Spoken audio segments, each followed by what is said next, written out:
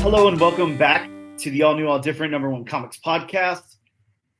/ we read a comic, and that's what Benny and I did. We both read a comic. I'm Dan, that's Benny. Benny, hey, what's going on? Not too Doing much, just good up in enjoying the Canadian some mountains. nice weather. Yeah.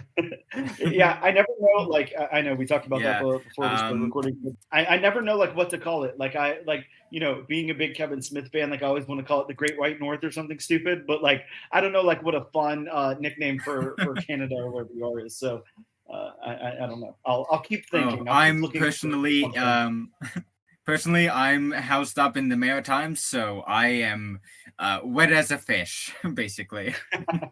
Okay, fun. Good. I'll keep thinking of things. I'll think of some like water things. I don't know. We'll think of something stupid to say.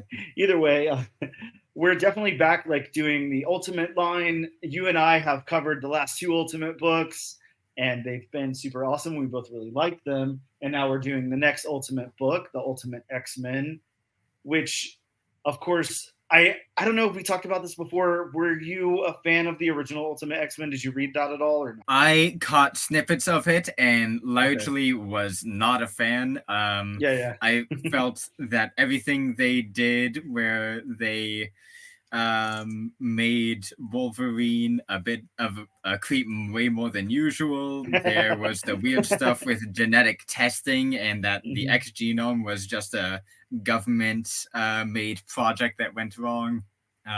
So overall, not really a fan of that lineup. You know what's really interesting is like I have fond memories, of course, of the Ultimate Universe. I was really big into collecting at that point, but not to the point where I am now. You know, now I get almost everything that's coming out every week or whatever. But like back then, you know, it was like New Comic Book Day was like a very special thing. You know, I could probably go in and buy, you know, 5 or 6 books, maybe. I didn't have a lot of cash. You know, it wasn't as expendable as it is now, and all of that. And you know, walking in with like I don't know, $20 in your hand and still grabbing some change or whatever was like, you know, like a thing that happened. But you know, now it's more like I don't know, $200 or something a week. But we won't talk about my crazy addictions. But it it was like different back then, and I feel like Ultimate Spider-Man, you know, was really the ultimate book that stood out. Like that was the flagship. That was the book that, you know, it was like the water cooler book. Like everyone was kind of talking about it like month to month and everything, and Yeah, all the that other one's ones like still getting recommended. yeah, exactly right. There's so much like good things came out of it and everything, and the Ultimate X-Men, Ultimate Fantastic Four, like, you know, some of the other stuff that came out, like there were some cool ideas in it and stuff, but I don't think anything really stuck that much. Like it was just kind of, all right, here's this alternate universe and there's other things going on in it, and we're gonna kind of rebrand it from the beginning and make it like more accessible. That was obviously the point of it, was you know, to be able to not have to worry about all these years and years and years of continuity and everything, and be more accessible to like young new readers or whatever. And I'm not sure that this is what this line of Ultimate is for. Like I don't know. I haven't read any press releases or anything. I don't know what your feelings are on that, but like it almost seems a little bit like this is like a mix of that and pandering to the people like me who were like big into the Ultimate Universe like back when it started. Yeah, I'm definitely getting a sense that it's largely focused on just a reimagining of fan favorite characters, but it definitely seems like it's there for the hardcore fans as well. Yeah, it's like I don't know, it's a little bit different than the way it was first branded, which is fine. Like, don't get me wrong, I'm not trying to be one of those people that's like, it's not the same as it was back in my day. I'm not like that. That's not. I have no problems with anything. Everything we've read so far has been absolutely fantastic. So I do, you know, I'm ready to talk about this book. I do, and I told you like off air for a sec. I have like a little side story. I think it ties into this, and I'll make it quick. And it is like I don't know how to brand it. It is like semi maybe political. I don't know how we could word it, but let me just go with it, you know, and you can tell me to shut up too much. But you know, as I was telling you, I hopped on Craigslist last night. I saw that there was a garage sale that had some comic books this morning, so I'm always stoked when I see that. You know, maybe I'll go out and find some cool issues, or maybe pick up a whole collection or whatever for really cheap. So I drove across town, and there was, I think, I want to say about 4 long boxes, 5 or 6 short boxes. and a few random comics laying around. So all pretty modern stuff. There was some astonishing X-Men in there. Definitely like a lot of Captain Marvel. There was like a good mix of things. And as I'm looking through, the guy who was hosting the garage sale and then like another customer who was coming up looking through comics were talking. And they were talking about, I would say they were about my age, probably about 40, maybe a few years older, not much.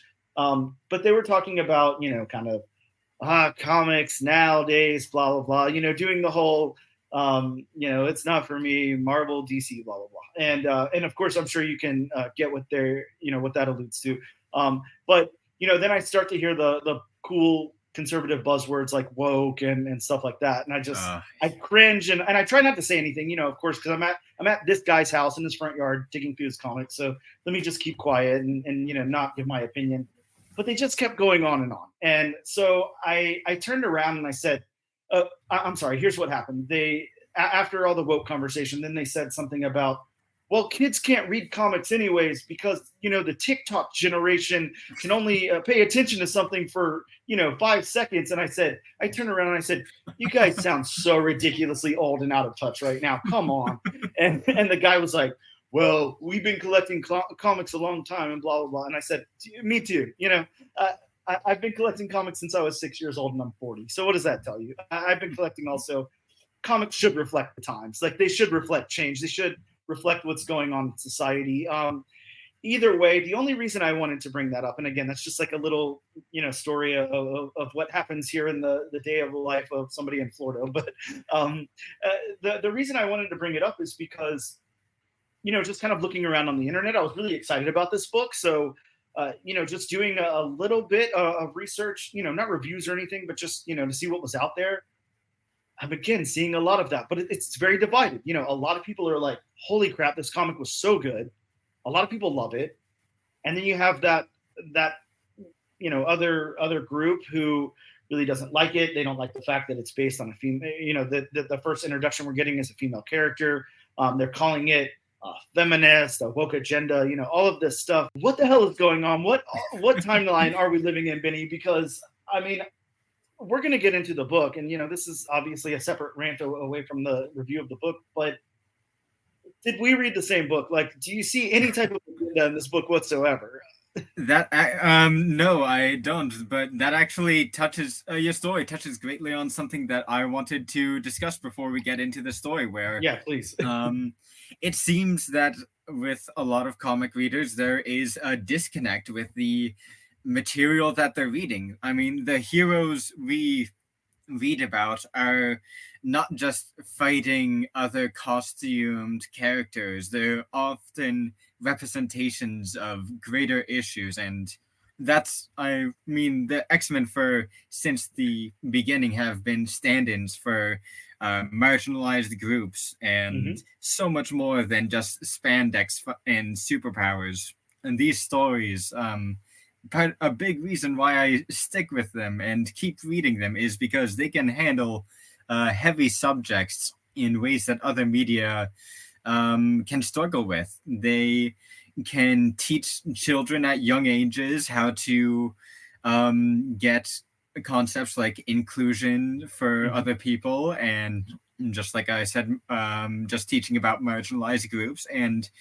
you get these people like you were talking about who just never see that and are completely blind to it. And it baffles me how such little media literacy really goes around with the superhero genre these days. And I love that you point that out too, because, think about what we're talking about here. We're talking about X-Men for one thing. How can you not see X-Men as an allegory to the oppression of certain groups and all of that? That's what X-Men is. I don't know. It's a very, hot topic, of course. And it's something, I think I always try my best to keep my opinions to myself whenever we're putting things out online for other people to hear. I don't want to alienate anybody or anything like that. But I'm sorry, if that's your mentality, if you're the type of person who doesn't like this book because the lead is a female character or something, then fine, click off of this podcast. I really don't care. I'm just so tired of hearing that. If you have a problem with comics, cool, then don't read comics anymore. go. I'm sure there's something else for you out there. and and it is a little sad to say, but a large majority of these people who are challenging new ideas to comic books look a lot like you and me, just Yes. white men, and they a lot of the time, from what I gather, they're worried about being forced out of their comfort zones by the addition of new diverse characters, but there's more than enough room for everyone at the table. Absolutely. I mean, again, just look at X-Men. Look at the history of X-Men. There's been so much. Either way, rant over. Let's get into the book. Let's talk about it. We read Ultimate X-Men #1. I don't know how we should do this time. I liked our format before, where we just kind of touched on certain points of the story and then kind of broke it down and talked about it. I think I'd like to continue with that. I don't know if you want to talk about the opening of this book or if you want me to, but yeah, either way. I don't got a synopsis on me, but I will give some general background info. Sure. The artist and creator is Peach Momoko, who's known for a couple of series called Demon Days and even some work on Star Wars Visions. And I just want to jump off the lead. I really like this story. Yeah, likewise. Yeah, it's a very good, very compelling story. So this story it's pretty straightforward, actually, if you think about it. There's not a whole bunch of, it doesn't time hop or anything like that. It's very straightforward. At the most, we're getting, not really like a flashback scene, but almost like a daydream scene or something like that. But yeah, very straightforward narrative and all of that. So this book opens up with, and Benny, if I screw up any of these names, feel free to jump in. But I'm going to go with Hisako. I think that's how I'm supposed to pronounce her name. But she's a middle school student, and she's like an outsider. And she's kind of debating if she should attend her middle school graduation, and she does. And I think I'm not 100% sure, but I think in their culture here, there's something about like a boy giving a button that's closest to their heart to a girl that they have a crush on. Like that's kind of what I've seen. Okay, so that's what's happened here. She receives a button that one of the other girls gives to her and says that it's from a boy, and it's got a note attached to the back of it. And the note is telling her to meet the boy at a temple. And if you recall what's going on from there, if you want to hop in, go for it. If not, I can keep going. Yeah. So she is she's ostracized from her fellow peers, but it's not known that she's a mutant at this point. So we don't really know why people don't get along with her. She says it's because she doesn't go to school that much, but the story digs into a bit more of the reasoning why. And yeah, she goes to this temple, this shrine, alone, which is always makes me scared whenever like a kid just wanders into the woods. And then she sees a shadowy figure. And Benny, here's my question to you: Is this, because I think yes, is this the ultimate universe's Shadow King? I 100% agree that we are introduced to the Shadow King. He is a thin and tarry black substance creature with these startling eyes gazing out, who talks to Ichiki of Armor, the main character, and kind of blames her for the death of her friend, who is revealed to have committed suicide. And the shadow figure, who I'm not going to refer to him as the Shadow King quite yet because it hasn't been announced. It could be a twist someone, but I'll just go for a shadow figure for now. He taunts her and gives her a pendant that the boy had given her, and it's a cute little pendant of a little girl in some samurai armor, which, if you are a fan of the character, is the mutation of her armor. Yeah, and it's I I really love that because it's almost like I was like, wait, are we like gonna get meta for a second? What's what is about to happen here? But yeah, that part's really cool. And then it's like the shadow. I'm gonna call him the Shadow King. I don't know. I could be completely Mm. wrong. Maybe I should go with you. Maybe the shadowy man, at least the shadowy figure. He kind of like alludes. He's blaming her for the death of Subasa, and kind of like explains that he has this plan to get revenge. And from there, Hasako runs away, and this is like the big moment that happens here. She's riding her bicycle, and then all of a sudden she can't like swerve away fast enough to get out of the way of this oncoming car, and then her armor is revealed and totally Yes. crushes the car. And let's talk about that armor for a Yeah, minute. yeah, please. We get a very scary scene of her about to be rammed by a car when suddenly this hulking, transparent, full-plate samurai armor that looks like polished pink crystal comes out and encases her, stops the car, and then kind of turns and makes a pleasant face at her. I really like the characterization of her armor. It Oh yeah. seems somewhat like another figure or another entity that is just friendly with her in this. And then it disappears and she runs away before anyone catches it. But this is her, from what we can gather, this is her first mutant awakening. This because Yes. she is very shocked. Oh yeah. and and then she goes home. She goes back home, and like we were kind of seeing in the setup of the book before, it seems like her mom's like super busy. It seems like she's living with her mom and I think her grandmother, and her mom's like super busy, like kind of working all the time, and grandma's kind of home or whatever. But in the next scene, she's home. She's kind of like locked up in her room, and she's feeling very very guilty at this point. She's like, it's all my fault, kind of on the floor doing the it's all my fault, type of thing. And Yes, and I'm not really sure if this is about the car crash or the boy. It could be yes, about both right now, but it seems that whatever the Shadow said to her is really getting to her. And mm-hmm. if you know the Shadow King, this is a big part of his operating method where he worms just self-doubt and hatred into you before he is able to possess you. Yes, and speaking of the Shadow King, if this is the Shadow King, which I think it is, she then she hops up and she's like, I got to go. Her mom tells her she's going back to work or whatever, and she hops back on her bike, goes back to the temple.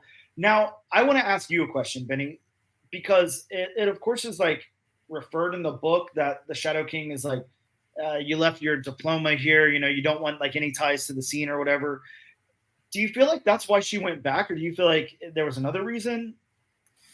I think that it was largely to get her diploma because it's pointed out in the beginning that she does kind of care for the graduation ceremony. She's making like her first appearance in school for a while. So I think academia is important to her.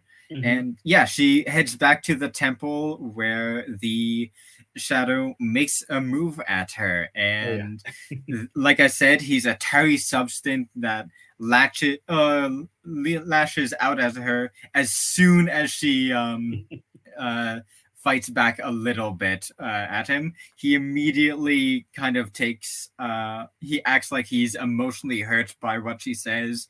And it feels kind of like he's projecting some of his own emotions on her just because he's blaming her again, and he lashes out in the tower, and it just splats across her armor, which is a beautiful contrast of the powers in this.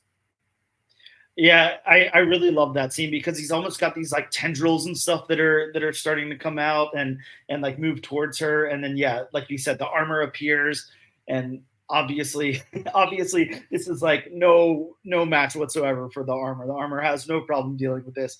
It kind of picks them up and like crushes them a little bit, like in their hands. Mm-hmm. Yeah, it's very visceral at times. And we should point out by now that this isn't so much a crime fighting story as it is a ghost story. Yeah, and Yeah, it's very interesting. I think, I haven't read a lot of manga. Like I want to say, maybe I've dipped into like two or three, like at the most, not really something I've read. There's a lot of it out there, and I don't feel like it's very super accessible for, um, sorry, the accessible is not the right term. It's just, I'm so steeped in like comic book lore that I'm like, do I have time to try to, get into Yeah. something else? Because it's very accessible. Let me take that back. Let me walk that back. It's very accessible. But I feel like, yeah, like you're right. And obviously, Peach Momoko's art is very manga esque. But with that being said, I feel like the story leans in a little bit to something that you would kind of expect from like a manga, just because it's more. I don't know. We're seeing something that's more like ghosts, demons, or something. Less of like that crime fighting aspect that you get in like a lot of superhero comics or whatever. Yeah, ghost stories like with a young student protagonist is a pretty big trope in Mm-hmm. manga and anime. I am pretty familiar with the medium, huge fan of stuff like JoJo's Bizarre Adventure and Cowboy Bebop. Um, and you mentioned it, the art style is very reminiscent of manga. It Mm-hmm. has like very crisp and neat paneling, Yes. which really suits Peach's art style, which is a watercolor and anime inspired expressionism, which is just lovely to look at. Oh yeah, it really is. Some great stuff. I guess let's go back to the story and finish there before we. Sorry, I know I kind of hijacked it and started talking about the manga influences. But yeah, basically, I mean, it looks like I don't know what you thought. It looks like maybe Shadow King's at least gone for now, or the shadowy figure.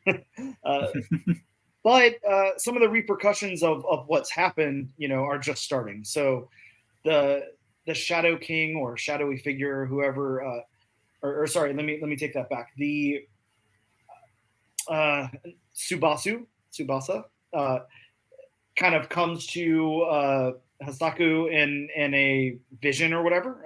So I think he's like, I don't know, a ghostly figure or something, an apparition. I'm not sure what he is, but he kind of comes to her and is talking to her, and then her phone rings and he's like, "You better answer that."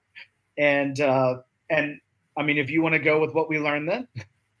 Yeah, and then he says that curse is going to be taking effect, and the call she picks up is um, somebody telling her that one of her teachers, the coach, has committed suicide in the same fashion as the boy, Mm-hmm. and it's the start of a curse, which I'm very intrigued about. Yeah. I There's a lot of this book that is kind of blending the line between like powers and magic, and I'm Mm-hmm. really intrigued if if this curse is going to be like an actual magical curse that's taking effect, or if it's something like the shadow jumping from body to body and causing them to kill themselves. Yeah, I'm really interested also to see where this goes. What they're using to make this stuff happen. I think that it's really interesting that the teacher, or sorry, the coach, dies in that manner, and it's revealed to Saku on the phone there. I think one of the really interesting things about what's going on with it is the fact that she's receiving that call, learning about it. We're of course just learning that this, like you said, this curse is kind of unfolding as it's happening. And yeah, it's just the way the story is told is like very, very interesting, because I think at first I wasn't too sure where it was supposed to go, and we got into like this. It's not like a PSA for bullying by any means, but we got into this bullying thing, and we learned that that's why uh, Subasa has died by suicide, basically. And it's kind of alluded to that the coach, was involved in that bullying to some extent, or Yeah. maybe wasn't helping to do anything, kind of the same way Hisaku is not really helping to do anything, just kind of was like, go stand up against them. But when it was happening, just kind of turn that blind eye. So I think that some of the, I don't know, elements, the threads that they're laying down for this is like really interesting. Yeah, I mentioned before, a big part of why I really like comics is because it can handle heavy subject matter. And one of the things that this first issue gets driven into you very quick is Hisako's survivor's guilt. She does feel at blame for her friend or somebody she knew killing himself. And that's a very real thing that happens when people close to you pass, no matter the circumstances. You can feel at fault for that, and for a young child, it can be very destructive. Yeah, absolutely. I like the way that it's kind of playing with some things too, because I think that whenever we go back to that scene where we see Subasu, or sorry, Subasa, I'm gonna have trouble saying that name, but Subasa getting bullied and tormented and stuff, like, are we seeing a straightforward narrative there, or like, are we seeing exactly what happened? Are we seeing Hisaku's interpretation of what happened, and she felt like, I'm gonna be over here why he's getting bullied and stuff, and I'm not gonna step in and do anything. Was that really what happened, or is that how Husaku's feeling? I like how they kind of play around with it a little bit. I'm not too sure. I think that that's like an important element to the story, so I'm sure it will come back up. But yeah, I'm really really digging that.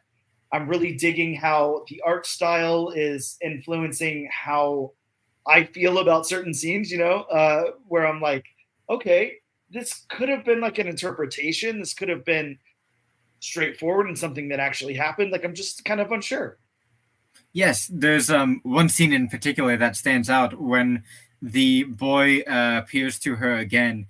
It's from behind her, and it's this haunting, like, full page of him hanging and just shadowing over her, and she is very clearly in great distress from it. But the face is just shocking and dreadful to see, downright. Yeah, very. I'm gonna go ahead and just say, because I don't know what else we could say about the story. Like I said, it's very straightforward. Everything that we explained here is kind of what happens, and it's very, in my opinion, it was very, very good. I really liked it a lot. I think the execution was phenomenal. I would say I really appreciate the straightforward storytelling here. Coming from a background of reading X-Men, and I know from a background of reading X-Men, we both love X-Men, of course. I think it takes a lot out of you to really love X-Men. It's not quite like really loving Spider-Man or something. That's a little easier to do sometimes. Current run aside, but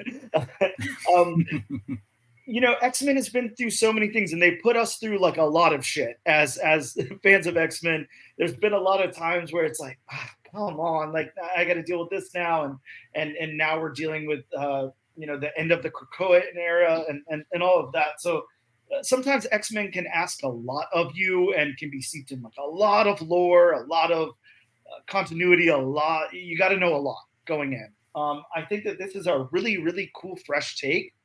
If this is the way that they were going to be introducing like mutants and as a team into this Ultimate Universe, like, I'm really with it. I think it's really, really cool. I wonder what Peach is going to do moving forward, because obviously they're including armor.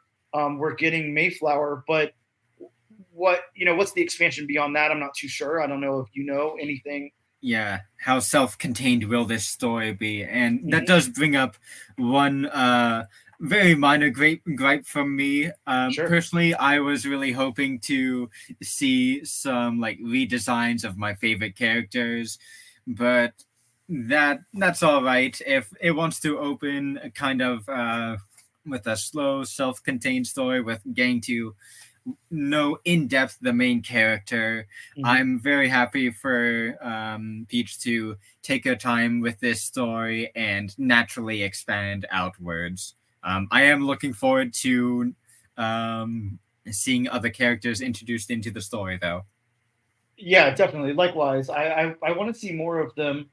I'm kind of liking that we're getting this though. I'm not gonna lie. I feel like Armor has been like almost on the back burner for a little while. There's not like a whole bunch going on. There's like I feel like Armor's not underdeveloped at all. Like not the slightest bit. But it's like a character I want to see more of. There's more Yeah. stories. There's more that I want to see what goes on and everything. I like that the focus was on that here.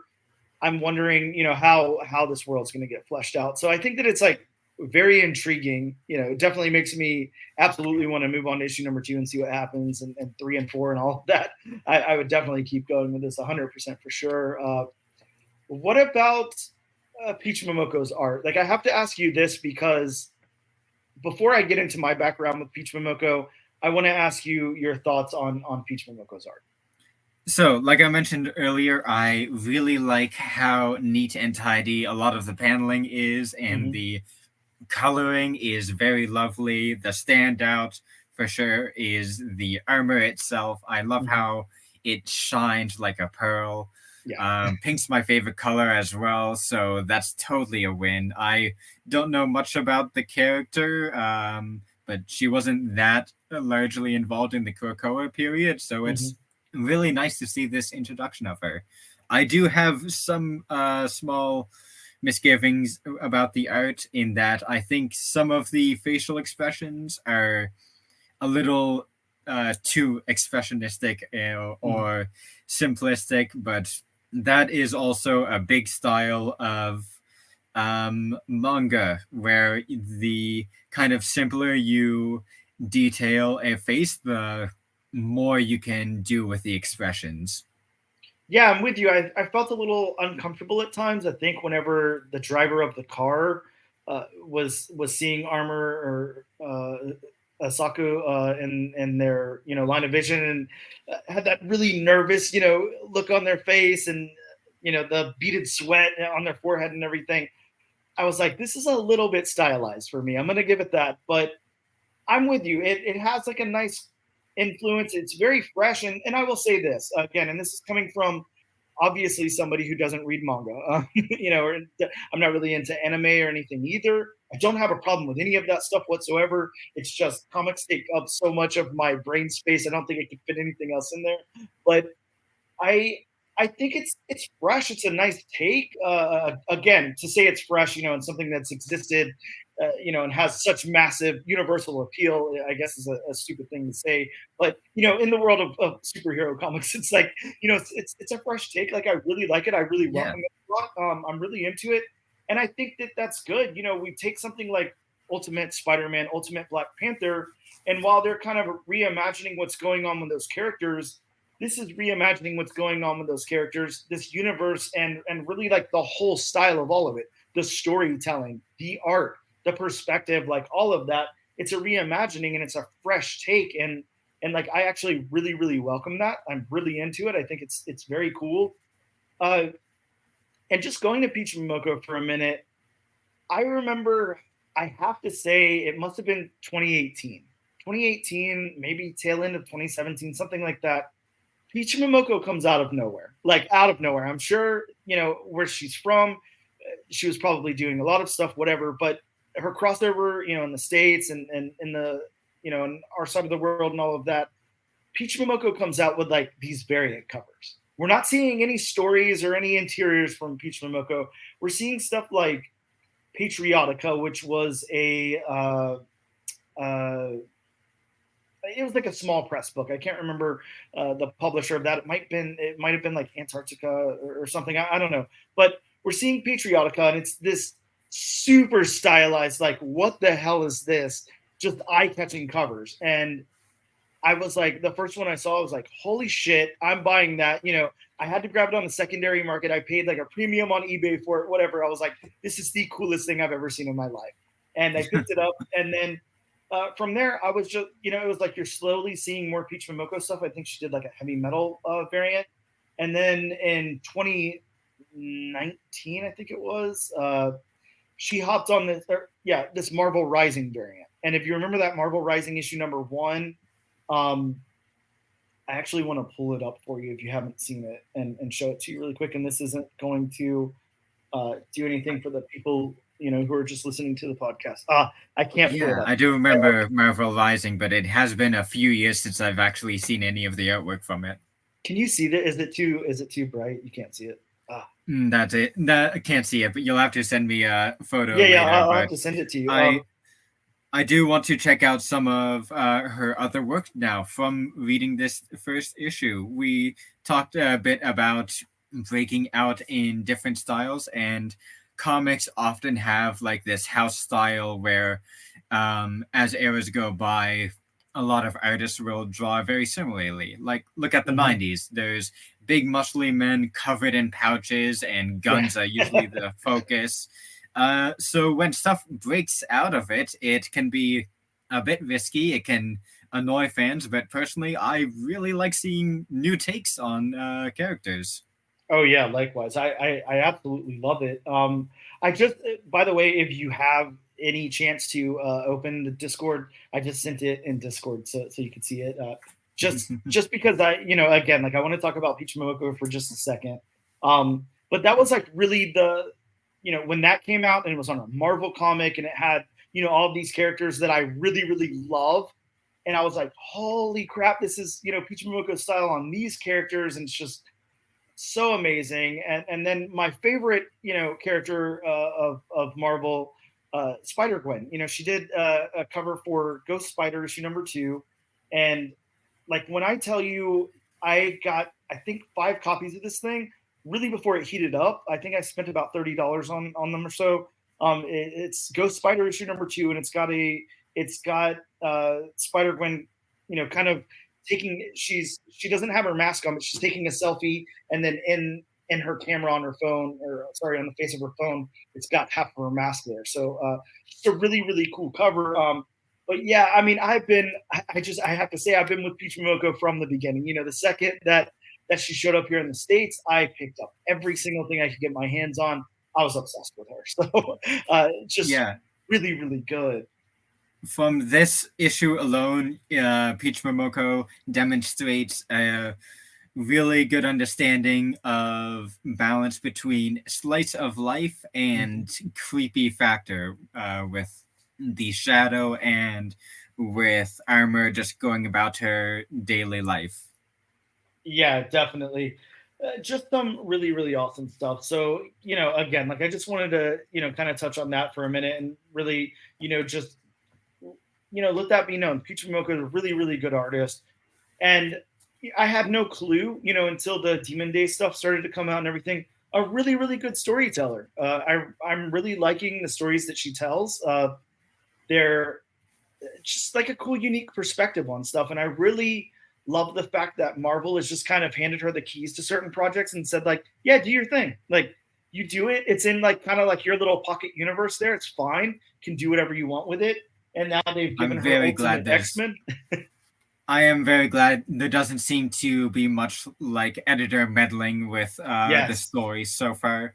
Mhm, We finished up with the story, but there is one last page, which is mhm. just a page full of cultural facts from Japan, stuff Yes. that Mhm. they went over in the issue, stuff like the second button giving for to the person you like, and some of the charms that were seen in it. And this is something that is sometimes come up in manga, just where there's a brief aside to explain some of the history of fact, and it's really nice to just learn a bit more about a different culture. And I love things like that, Benny. I don't know about you, even if it's not like cultural or whatever. I love whenever stories will tell you the significance of something. I mean, I'm fine with it. Dumb it down a little bit. This thing's important to this character. I don't know that, just by looking at it. I don't know that, Cyclops' shoes are important to him unless you give me the page and say something about it. So, and if you can't put it in the story, if it doesn't naturally fit in the story, I love a little page that says, this is what this thing is. This is the history of it or whatever. And I mean, this is like you said, this is really quick. Like it's a sentence or less on most of it. But really cool. I really like that a lot too. I have to say, I'm really digging the vibe of this comic. I think it was A plus. I cannot wait to read issue number 2. I am all in. So, um, I know we kind of already gave our thoughts, and you said you liked it as well. I'm assuming it's enough for you to add it to your pool or continue on to issue number 2. Ooh, definitely. I really want to see where this ghost story goes, or what's going to happen with the curse. This for sure has to be the Shadow King. I can't think of who else it would be. It just fits him to a T of worming your way in through self-doubt. Mm-hmm. And I mean, he's a literal shadow. Yep. Yeah, I'm with you. I want to see what else happens here. I definitely did we lose the Shadow King if that's him? Is he coming back? I think he'll come back. Oh, he's for sure coming back. Right?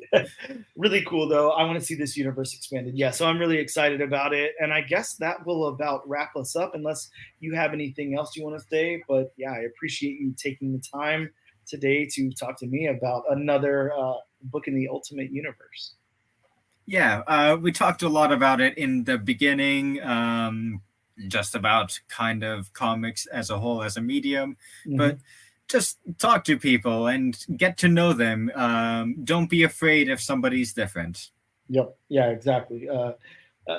Diversity is what makes everything go around. It's much more interesting to see different and unique perspectives on life, and you get a better understanding of the world around you and all that.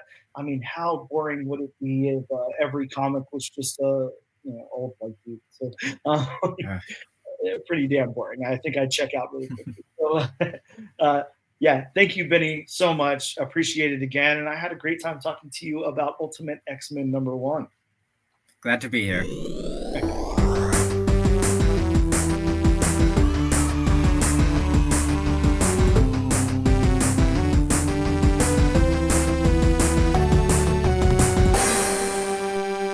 A diabolical genius known as the Maker used time travel to create his ideal Earth by systematically preventing anyone from ever becoming a superhero and establishing a secret council of supervillains that rules this world from the shadows. But recently, the Maker was locked away in a place called the City, and now the Maker's council works to further exercise their influence on the world, including Sunfire, Viper, and Silver Samurai, who oversee the eastern territory of Nino Kuni, the land of the sun. There, a young girl named Hisako Ichikuni is about to find her life changed forever.